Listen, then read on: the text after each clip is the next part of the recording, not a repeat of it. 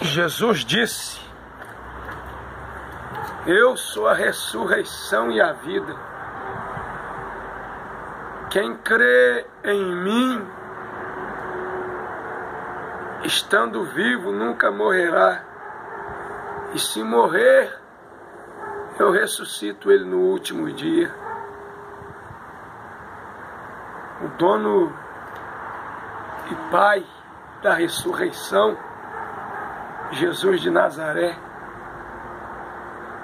A Bíblia diz que na cruz do Calvário ele pronunciou tais palavras: Eli, Eli, lama sabachthani, que quer dizer: Deus meu, por que me desamparaste? Palavra estas proferida em hebraico, sua linguagem oriunda, uma linguagem abraâmica, que ecoa ainda nos dias de hoje. Eu me encontro aqui na mansão dos mortos e mansão dos vivos. Mas por que mansão dos mortos e mansão dos vivos?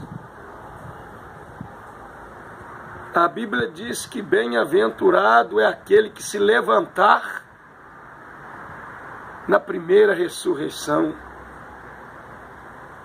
porque ele não sofrerá o dano da segunda morte. Mansão dos vivos, porque aqueles que morreram em Cristo Jesus, ainda que na sepultura, eles estão mortos fisicamente falando. Esta matéria morreu, mas o espírito deles, a alma deles, está viva perante Deus nosso Senhor,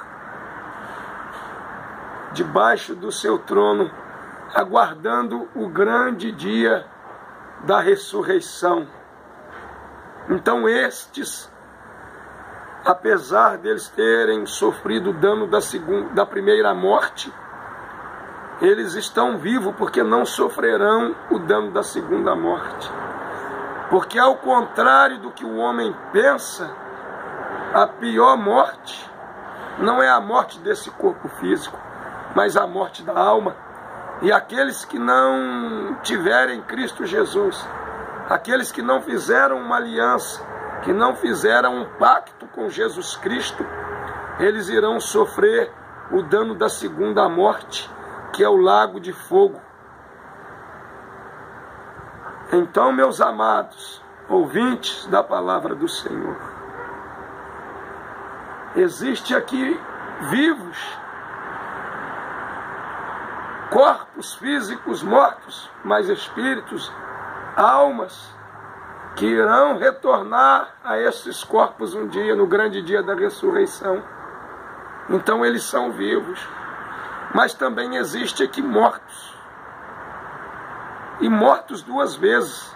Aqueles que sofreram o dano da morte física e irão sofrer o dano da segunda morte, que é a morte da alma. Jesus de Nazaré certa vez disse que nós não devemos temer o homem que tem poder para matar somente o corpo, mas nós temos que temer a Deus, porque Ele tem poder para matar tanto o corpo quanto a alma. Então aqui é a mansão dos mortos, aqueles que irão sofrer o dano das duas mortes, a morte física e a morte da alma. Mas aqui também é a mansão dos vivos, aqueles que não irão sofrer o dano da pior morte que tem, que é a morte da alma. Então vai um conselho da parte de Deus, segundo o que está escrito na Bíblia Sagrada. Jesus é o caminho, a verdade e a vida. Não é Pedro que é o caminho, a verdade e a vida. Não é José que é o caminho, a verdade e a vida. não é Francisco, não é Maria, a nossa irmã, que aguarda o grande dia do alarido, voz de arcanjo e a trombeta de Deus para se levantar também em meio àqueles que sofreram o dano da primeira morte. Então que você possa ficar na dispensação desta palavra. Aceite a Jesus de Nazaré. Jesus disse: aqueles que me aceitam, aqueles que me amam, ouve e obedece a minha palavra. Eles fogem de uma vida de idolatria, eles fogem de uma vida da promiscuidade, de uma vida de vício, de uma vida de roubo. O apóstolo Paulo diz que quem está em Cristo Jesus, nova criatura é. As coisas velhas se passaram e tudo se fez novo. Aceite a Jesus.